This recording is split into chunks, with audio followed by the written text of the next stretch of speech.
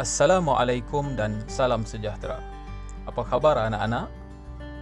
Baiklah, hari ini kita akan belajar pendidikan kesihatan tahun 2. Tajuk kita pada hari ini, unit 11, awas.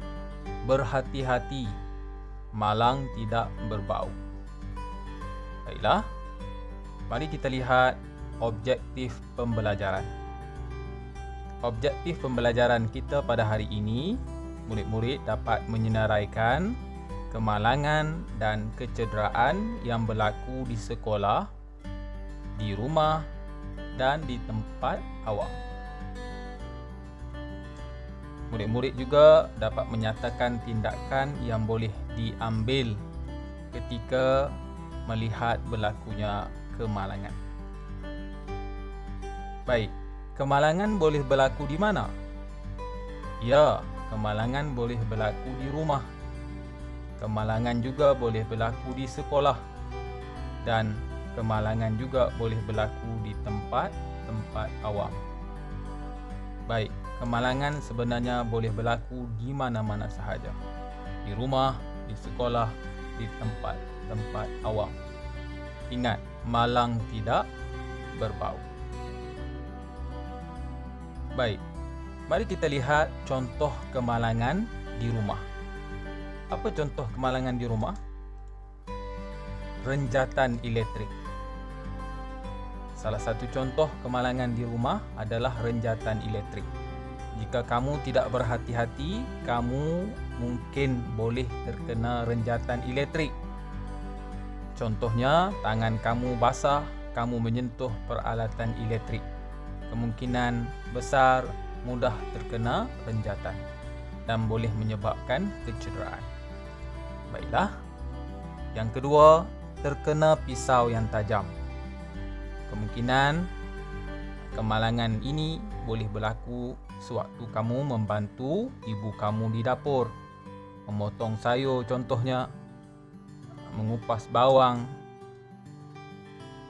Kamu boleh terkena pisau dan terhiris pisau di tangan kamu sekiranya kamu tidak berhati-hati, dan hirisan pisau itu boleh menyebabkan kecederaan yang serius, boleh mengeluarkan darah. Baik. Rumah terbakar. Rumah terbakar juga merupakan kemalangan yang boleh berlaku di rumah.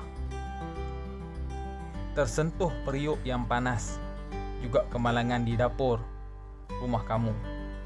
Jika tidak berhati-hati, kita tidak perasan bahawasanya periuk itu panas, kita tersentuh dan boleh menyebabkan kecederaan. Baik, terjatuh di atas lantai yang licin. Kemungkinan kamu berlari-lari di lantai, kamu tidak perasan bahawa ibu kamu sedang mencuci lantai dan ibu kamu meletakkan sabun di atas lantai tersebut dan menyebabkan lantai itu licin. Kemudian kamu berlari-lari dan boleh terjatuh dan boleh menyebabkan kecederaan. Baik, terkena air panas.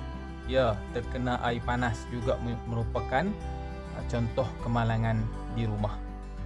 Baik, mari kita lihat gambar ini. Ini gambar daripada buku kamu, buku teks pendidikan kesihatan, pendidikan jasmani dan kesihatan tahun 2. Kamu boleh tengok dalam buku teks kamu ada gambar ini.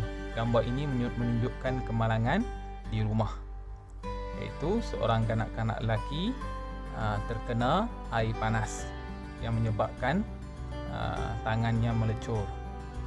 Sebab panas boleh menyebabkan melecur. Baik, berhati-hati sekiranya berada di kawasan-kawasan yang bahaya, yang ada benda-benda yang panas, maka kamu kena hati-hati. Baik. Seterusnya, contoh kemalangan di sekolah. Apa kemalangan yang boleh berlaku di sekolah? Contohnya, terjatuh tangga. Di sekolah boleh jatuh tangga kalau tidak berhati-hati. Baik, terjatuh di padang bola, bermain bersama kawan-kawan, kemungkinan lari dan tersepak batu contohnya, boleh jatuh di padang bola. Terjatuh longkang, berlari-lari juga dengan kawan, kemungkinan tidak perasan ada longkang, maka kamu terjatuh ke dalam longkang tersebut dan boleh menyebabkan kecederaan. Hati-hati. Baik, di sekolah juga boleh berlaku kebakaran. Sebab punca kebakaran ini banyak, antaranya adalah litar pintas elektrik. Litar pintas boleh menyebabkan kebakaran. Jadi kita semua kena berhati-hati. Baik, ini contoh gambar kemalangan di sekolah. Seorang budak lelaki yang jatuh di padang yang menyebabkan lututnya luka dan mengeluarkan darah. Ini kecederaan yang menyebabkan berdarah dan sebagainya, boleh berlaku di sekolah sekiranya kita tidak berhati-hati.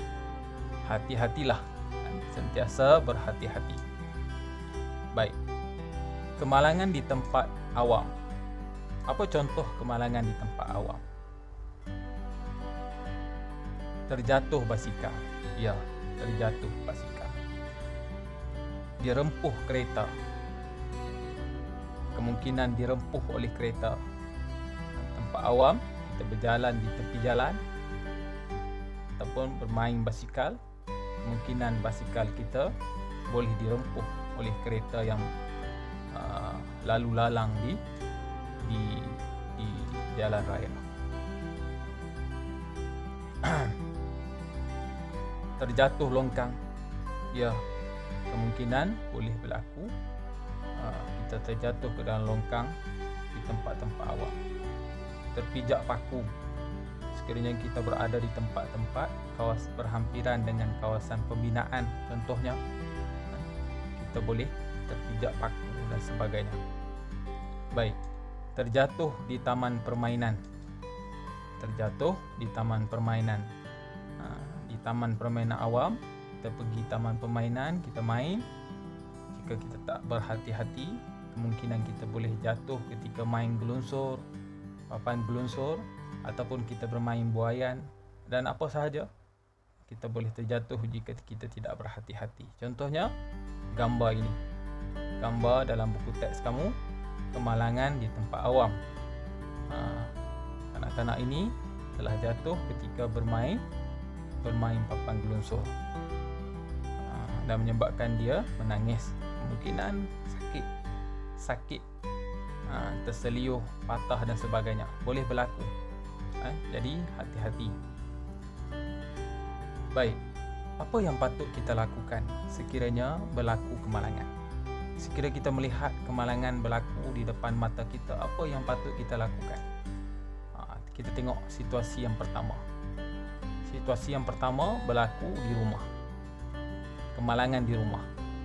Kita lihat gambar ini. Ibu, adik terjatuh dari katil dan tangannya cedera. Mari kita hantar adik ke hospital, kata ibu. Ya, ini situasi yang pertama. Abang memberitahu ibunya, meminta tolong ibunya dan memberitahu ibunya bahawasanya adiknya terjatuh daripada katil dan memberitahu tangan adiknya cedera. Dan ibunya berkata, mari kita hantar adik ke hospital. Cadangan ibunya untuk bawa adik ke hospital untuk menerima perawatan. Itulah di antara benda yang kita boleh lakukan. Okey, apa yang kita lakukan? Hulurkan bantuan awal. Jika berlaku kemalangan, kita hulurkan bantuan awal. Contoh yang dilakukan oleh abang ini, membantu adiknya yang terjatuh dari katil. Dia cuba pergi tolong adik dia dulu. Hulurkan bantuan awal. Minta bantuan ibu dan ayah. Sekiranya berlaku di rumah, ibu dan ayah perlu diberitahu. Kemudian bawa mangsa ke hospital jika perlu. Jika kecederaan itu tidak boleh dirawat di rumah dan memerlukan rawatan di hospital, kita kita perlu segera membawa mangsa ke hospital untuk membantunya. Baiklah. Apa yang patut kita lakukan sekiranya berlaku kemalangan? Baik, situasi yang kedua pula. Situasi di mana? Di sekolah. Cikgu, bilik sains terbakar. Saya akan telefon bomba. Cikgu dia kata, saya akan telefon bomba. Ini situasi yang kedua. Seorang murid lelaki memberitahu cikgunya bahawasanya bilik sains terbakar. Maka cikgunya memberi tahu bahawasanya dia akan telefon bomba untuk mendapatkan bantuan untuk memadamkan kebakaran. Ya, beritahu guru jika berlaku kemalangan di sekolah, guru perlu diberitahu apa yang berlaku. Jika berlaku kebakaran, hubungi bomba untuk memadam kebakaran tersebut. Hubungi bomba untuk memadam kebakaran tersebut. Sebab kita tidak ada alat yang boleh memadam kebakaran yang besar begitu. Kita kena hubungi bomba untuk membantu, sebab mereka ada alat dan juga kepakaran dalam memadamkan kebakaran. Situasi yang ketiga, kemalangan di tempat awam. Tolong, ada orang tersepit di eskalator. Telefon bomba, mari kita bantu dia. Baik, jika berlaku kemalangan di tempat awam sebegini, apa yang kita boleh lakukan ialah hulurkan bantuan awal. Minta bantuan orang yang berhampiran dan hubungi bomba atau JPAM, Jabatan Pertahanan Awam Malaysia, untuk membantu. Kenapa kita perlu hubungi mereka, bomba atau JPAM? Kerana mereka ada pengalaman untuk menguruskan kemalangan sebegini dan juga mereka ada peralatan yang cukup untuk membantu mangsa.